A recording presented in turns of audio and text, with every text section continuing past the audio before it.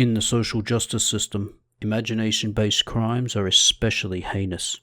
On MTV, the unique snowflakes that fabricate these crimes are called the Special Victims Unit.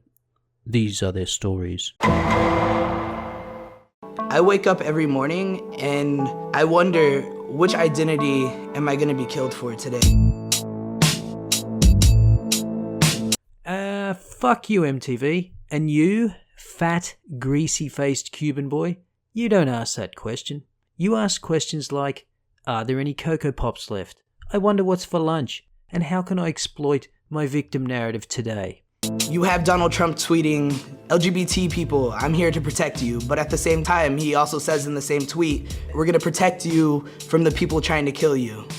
So one part of me, he wants to protect and fight for me, but on the other side, he wants to ban me. Where does that leave LGBT Muslims? Oh, for fuck's sake, Hispanic Mr. Stay Puffed. You are dumb, willfully ignorant. I'm going to assume you're an American citizen. And that means Trump is not concerned with banning you. The only thing you need to be banned from is the refrigerator. Basically, it feels like my identities are being used against each other.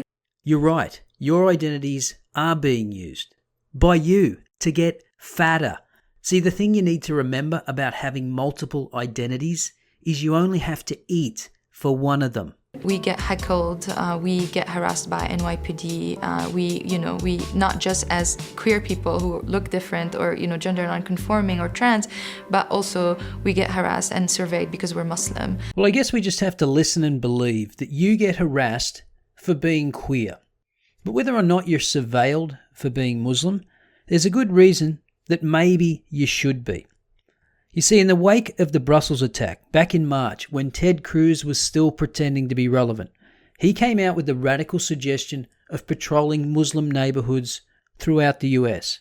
Quote, we need to empower law enforcement to patrol and secure Muslim neighborhoods before they become radicalized.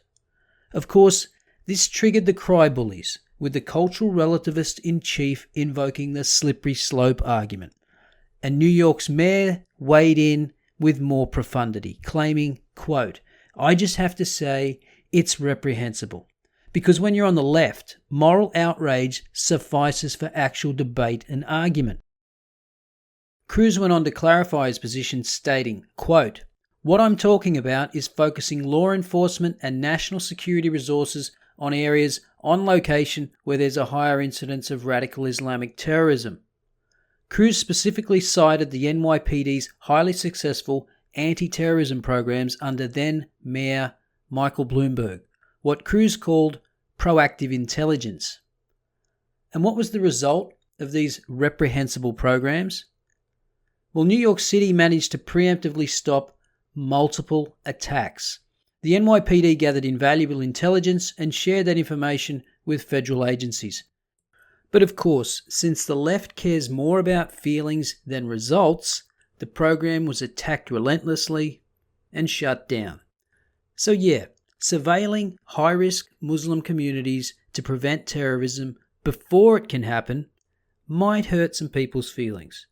But if a similar program were in operation in Orlando, perhaps that attack could have been prevented. But we'll never know. I think the term radical Islam is a term that's overused, but I also feel like it's a term that could be applied to any religion, any community. And of course we get to the false equivalency. Radical Islamic terrorist attacks are just the same as Christians blowing up abortion clinics. Well, have you seen the stats? I'm guessing no. Because if you had, you'd realise that abortion clinic bombings are not the problem. And with respect to your particular community, you know what radical Christians prescribe? Well, probably some kind of pointless gay conversion therapy. Whereas in some majority Muslim countries, they want to take you up to the roof to show you the view. Or even closer to home, shoot up a nightclub full of your friends. What do they mean when they say radical Islamism? Who do they mean? Well, who do you think we're talking about? We're not talking about the Amish or the Jains. We're talking about Muslims, but not some tiny minority that engage in heinous acts of violence. We're also talking about those that are on board with the imposition of Islamic law, whether that be by force or political coercion. And when you factor in those Muslims, you get to a number in the hundreds of millions. They're using this term to kind of comfort people in America that, look, we know what it is.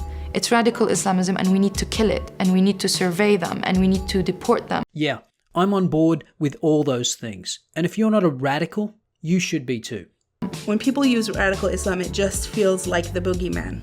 Oh yeah, because the boogeyman, who isn't real and hasn't killed anyone, is just like radical Islamists that blow up airports, shoot up magazine publishers, nightclubs, music venues, and again, throw people like you off rooftops, provided they can carry you up there. Being transgender in this day and time is rough, especially with everything going on. Actually, there's never been a better time to be trans in a place like the US. And maybe it could be better, but it could be a lot worse. You could live in a majority Muslim country. And being Muslim is also. But I wouldn't trade it for the world. I want people to recognize that a lot of us live at these intersections that aren't super clear. No, you don't. You just want to accumulate brownie points for existing because you have nothing else. Your identity is your currency. And rather than acquiring knowledge or developing useful skills, you want to capitalize on your perceived victimhood. Our love lives are really complex and our family lives are really complex and our relationship to religion is really complex. You want to know how to reduce the complexity? Dump the religious indoctrination. Oh, would that complicate your family relationships? Well, do you really want to preserve relationships with people who would disown you for who you are? I hope that after this tragedy that we have a more meaningful conversation about how we can move forward, not just as separate communities, but as people who live in this country, as people who want the best for humanity. Do you understand that this constant focus on identity is the reason that society is becoming more fragmented and more divided into separate communities? That and the fact that the Islamic community doesn't have a good track record of mixing well with others. So if you want to move forward for the benefit of humanity, quit participating in divisive identity politics and dump the religious ideology. And again, fuck you MTV, how dare you call this news?